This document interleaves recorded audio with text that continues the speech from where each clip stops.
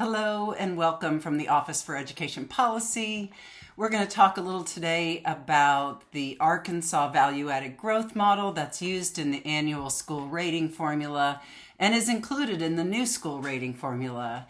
I want to dig into why this model is such a great way to measure student growth and a really good complement to achievement in our school rating formula. Here at OEP, we fully appreciate the characteristics of this model and want to talk a little more about it.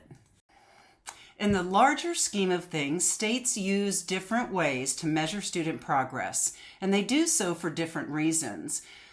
The GAIN score is used the least. Only 6% of states use a GAIN score measure. Growth to proficiency, sometimes growth to standard, sometimes a value table. Those methods are used in 24% of states. Another 24% of states use value-added models. Arkansas is not alone. And then student growth percentiles are actually used in almost half the states in the country. And there's a reason for that. A lot of factors go into this. Sometimes it's about what you've been doing in the past, the properties of the assessment that you have, what your constituents want when they go through the process of determining school rating formulas, and also cost and other factors might be involved as well. So Arkansas falls in the value-added models category, but I have to tell you that not all value-added models are created equal. So the model that Arkansas uses is not the same model that is used in the states that have something called the EVOS system. And it's not the same model as some other states who are using something similar. Our model was actually built for answering a particular question and for controlling for factors that schools can't control for. So let's get into it. Really quickly, these are the other models that I was just mentioning. The value table on the upper left, the growth to standard on the upper right, the student growth percentile on the bottom.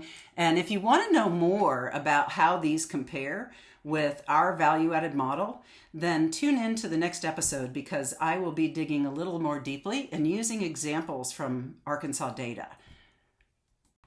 As I mentioned earlier, every state has a different context. And in Arkansas, we approach the new school rating system with some guiding principles and priorities. And the two that stand out to me are reflecting high expectations for all students and being consistently rigorous, reliable, and fair. And we also were paying attention to what makes the most sense and trying to build coherence across the system. So our model measures student growth at the student level, so it's sensitive enough to tell us how well students are growing compared to what we would expect. And then that can be added up or aggregated in some way to the classroom and to the school level. So there's a coherence there. It allows you to focus on a single signal from growth and a different signal from achievement. So these two pieces are complementary. Arkansas's model has evolved over the past 22 years. We have accountability experts in Arkansas that work with these systems, and a lot of sweat equity has been used to really ground this growth metric for Arkansas students. And speaking of grounding, our model is grounded in a thoughtful theory of change that values growth in every student, regardless of where they start on the achievement spectrum, which reinforces that all students can learn. And we say that all the time, but this basically creates an expectation for all students in their learning. And then we carefully modeled and analyzed the results of using this to identify impacts, whether intended or unintended, and to uncover those unintended consequences and see how those need to be addressed. We also have a model that has been in place since 2016, and we have analyzed it annually for technical quality. Now, it's important that we use a model that looks at student growth across the entire achievement spectrum, because we needed a model that reflects what schools can actually influence. And our model credits student learning for the time spent in the current school and classroom for the current school year. It isolates the impact of current instruction by accounting for prior achievement. By doing this, it focuses accountability on the work that the schools and educators are doing during the year and gives them a sense of how well they impacted that at the end of the year.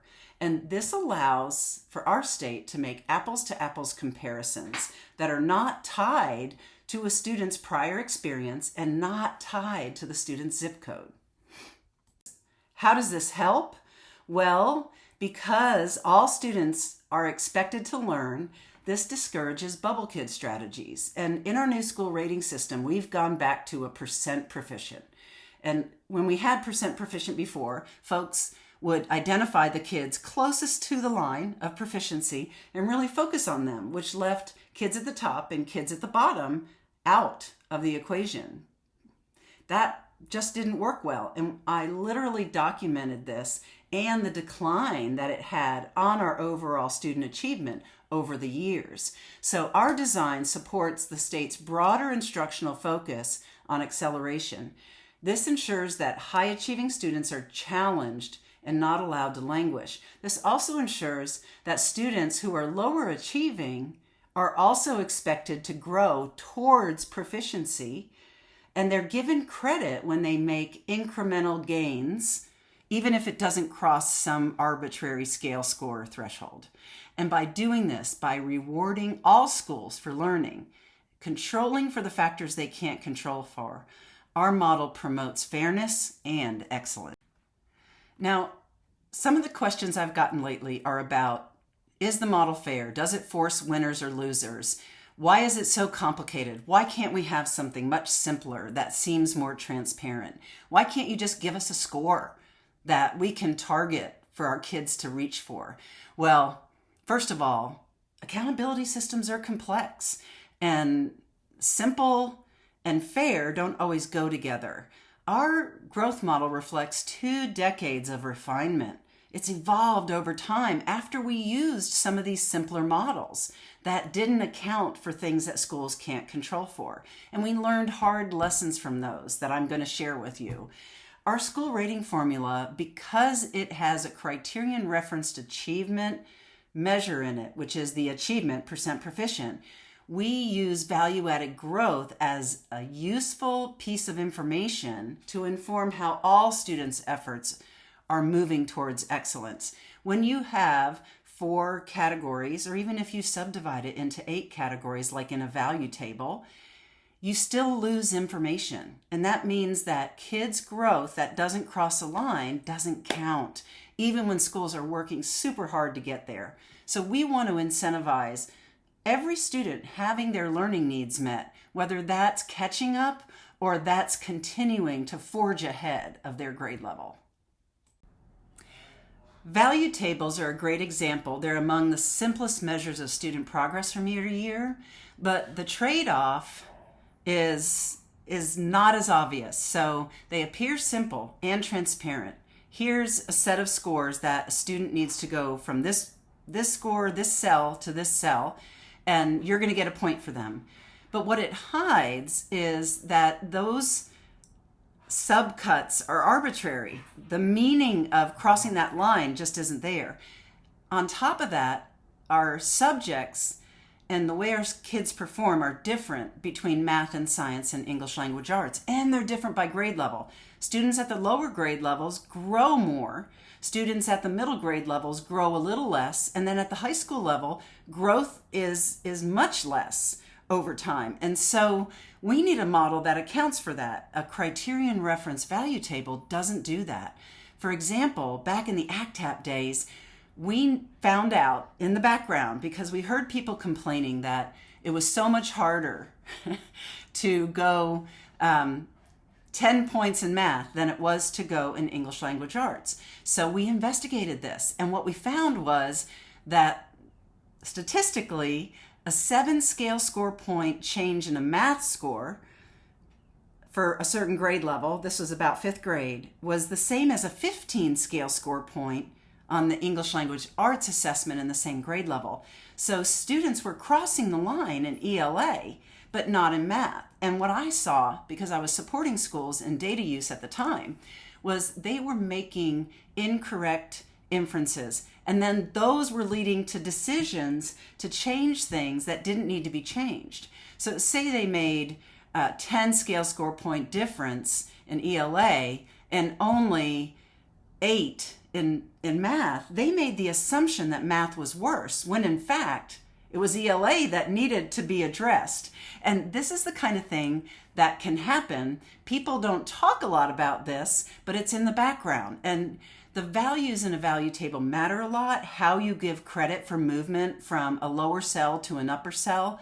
There are a lot of decisions that have to be made to do that. It's not hard. And I'm going to show you some models in my next episode and how those models impact Arkansas scores. The reason that, although simple, this is not preferred is because it creates a situation where who comes to your school, who's assigned to your classroom matters. Class and school composition will matter. The reason that is true is because prior achievement, the year before and the year before, is strongly related to current year achievement. And that creates a situation where there's not a fairness, because my zip code, my neighborhood can make the difference between whether or not my students are likely to move across those lines well or enough and whether they're not. Our model is transparent. That equation is available publicly. You can see what the inputs are. Even if you're not a statistician, you have access to this information. I'm not a mechanic, but I get in my car every day and drive to work, and I trust that all my new safety measures are working as expected. So let's put this needs to be simple to rest. What is simple is that we know that a student's prior achievement is part of their story when they come to you in your classroom. And the further they go up in the grades, the more that prior achievement matters. And so we use up to 4 years of their prior scores to create an expectation in the current year for where we think they're going to go. So this adjusts, it's responsive, it moves with the student's prior achievement history, and then that in and of itself controls for background characteristics that teachers can't control for, and it allows the growth to really inform you about your impact in the current school year. Our model also adjusts the expected growth based on what's realistic and reasonable, based on how all kids are doing in the state. This is really important. I think this is where people get confused. That whole it spits out winners and losers. What it's really doing is it's looking at how do all the students in the state perform on average and at the extremes. And it adjusts the expectation based on that so that high-performing students aren't getting an expected growth that's not possible because it's off the charts. And low-performing students are not expected, if they're losing ground, they're not expected to keep losing ground. It kind of adjusts the bottom of that expectation up. And what that does is it enables all students, wherever their history has been, to get a fair expected growth score. And then it's what happens when they're in the classroom that year, in the school that year, that makes the difference. So I want to wrap this up quickly. Our model is responsive. When performance is different across subjects or courses or grade levels, the model adjusts for that. Some of these simpler systems don't, and that is critical, because if you're trying to compare, say for example, if we had Olympic swimming. So I was a swimmer back in my teenage and college years, and the qualifying time that I had to make for nationals was set based on how all the swimmers were doing at that point in time. Now, if that stayed the same, then Michael Phelps would have destroyed more than all of his world records. So in order for folks, as swimmers got faster, folks had to swim faster to make those qualifications. So this is not something new. What we're doing with this model isn't a mystery. It's enabling us to do a more accurate and precise estimate of where we think students are going to be, and then the teachers and the schools have the opportunity to impact that regardless of who shows up that year. And that's what goes into the accountability system. Remember I said that prior achievement and current year achievement are highly correlated.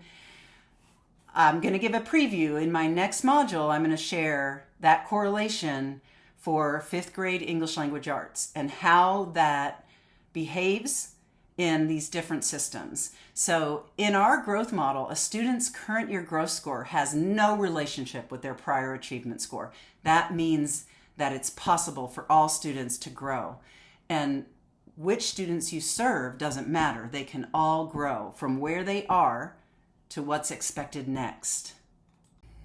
Our value-added growth model reflects years of technical and data-informed refinement. And it's also what the Arkansas educators, stakeholders, and technical experts asked for. In particular, those in our schools that have some of the most challenging populations, and they just want to have a fair chance to do well in the school rating formula. On top of that, again, the coherence matters. Our growth model is aligned from student to classroom to school level. So if you're working on student learning, it's going to pay off all the way up that chain. And that gives teachers a singular focus. That gives schools a singular focus back to learning and not on gaming the system or working with bubble kids.